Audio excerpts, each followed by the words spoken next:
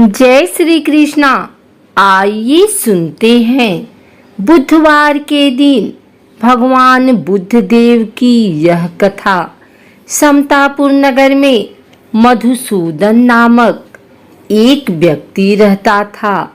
वह बहुत धनवान था। मधुसूदन का विवाह बलरामपुर नगर की सुंदर लड़की संगीता से हुआ था। एक बार मधुसूदन अपनी पत्नी को लेने बुधवार के दिन बलरामपुर गया। मधुसूदन ने पत्नी के माता पिता से संगीता को विदा कराने के लिए कहा। माता पिता बोले, बेटा आज बुधवार है, बुधवार को किसी भी शुभ कार्य के लिए यात्रा नहीं करते।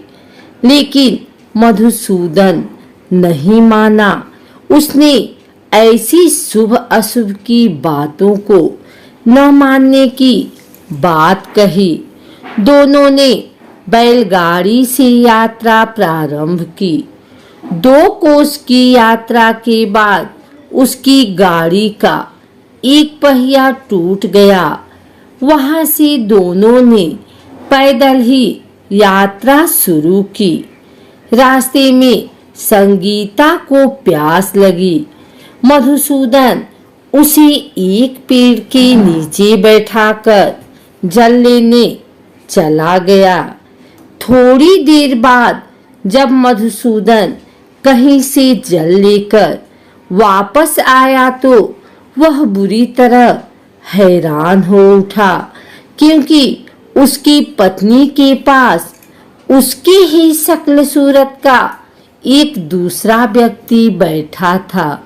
संगीता भी मधुसूदन को देखकर हैरान रह गई। वह दोनों में कोई अंतर नहीं कर पाई। मधुसूदन ने उस व्यक्ति से पूछा, तुम कौन हो और मेरी पत्नी के साथ क्यों बैठे हो? मधुसूदन की बात सुनकर उस व्यक्ति ने कहा, अरे भाई, यह मेरी पत्नी संगीता है। मैं अपनी पत्नी को ससुराल से विदा करा कर लाया हूँ। लेकिन तुम कौन हो जो मुझसे ऐसा प्रश्न कर रहे हो? मधुसूदन ने कहा, तुम जरूर कोई चोर या ठग हो। यह मेरी पत्नी संगीता है। मैं इसे पेड़ के नीचे बैठाकर जल लेने गया था। इस पर उस व्यक्ति ने कहा, अरे भाई, झूठ तो तुम बोल रहे हो। संगीता को प्यास लगने पर जल लेने तो मैं गया था। मैंने तो जल लाकर अपनी पत्नी को पिला भी दिया। अब तुम चुपचाप यहाँ से चलते बनो, नहीं तो किसी सिपाही को बुलाकर तुम्हें पकड़वा दूंगा। दोनों एक दूसरे से लड़ने लगे। उन्हें लड़ते देख बहुत से लोग वहां एकत्र हो गए। नगर के कुछ सिपाही भी वहां आ गए। सिपाही उन दोनों को पकड़कर राजा के पास ले गए। सारी कहानी सुनकर राजा भी कोई निर्णय नहीं कर पाया। संगीता भी उन दोनों में से अपने वास्तविक पति को कहीं नहीं पहचान पा रही थी।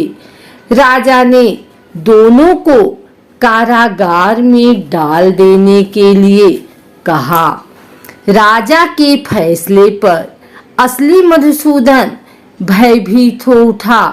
तभी आकाशवाणी हुई, मधुसूदन, तूने संगीता के माता पिता की बात नहीं मानी और बुधवार के दिन अपने ससुराल से प्रस्थान किया। यह सब भगवान बुद्ध देव के प्रकोप से हो रहा है।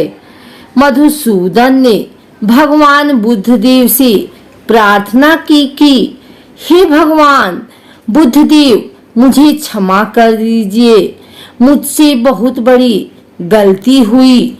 भविष्य में अब कभी बुधवार के दिन यात्रा नहीं करूंगा और सदैव बुधवार को आपका व्रत किया करूंगा।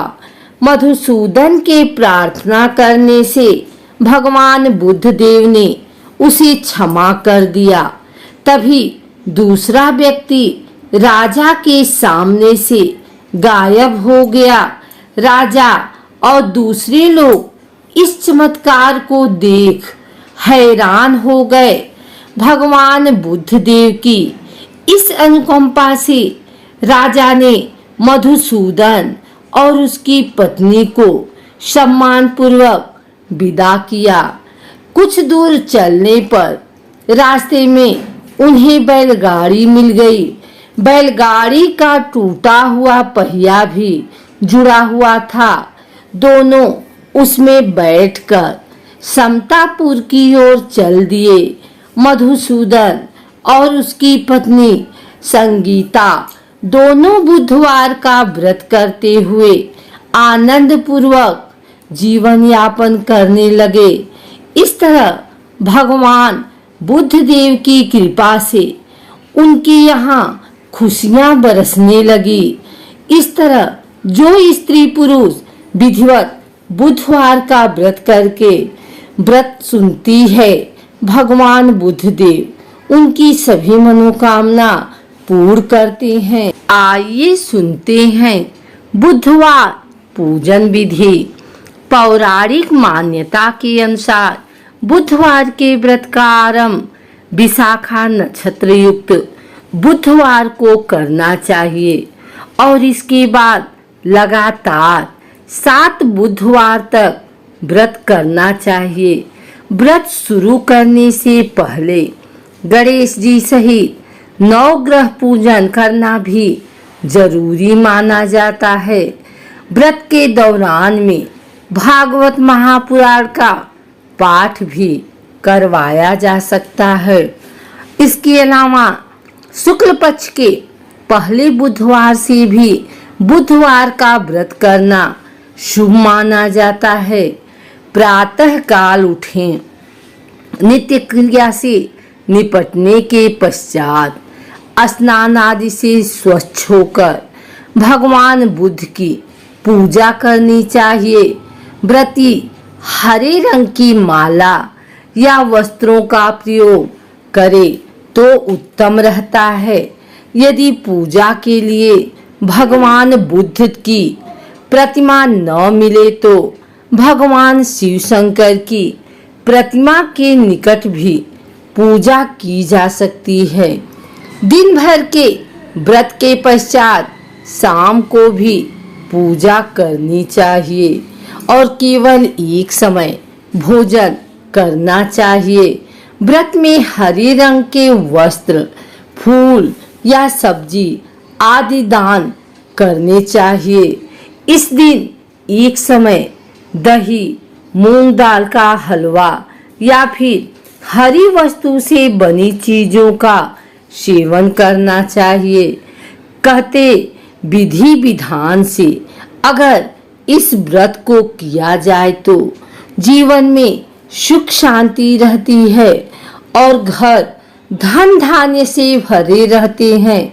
माता लक्ष्मी भी व्रती की मनोकामनाएं पूर्ण करती हैं।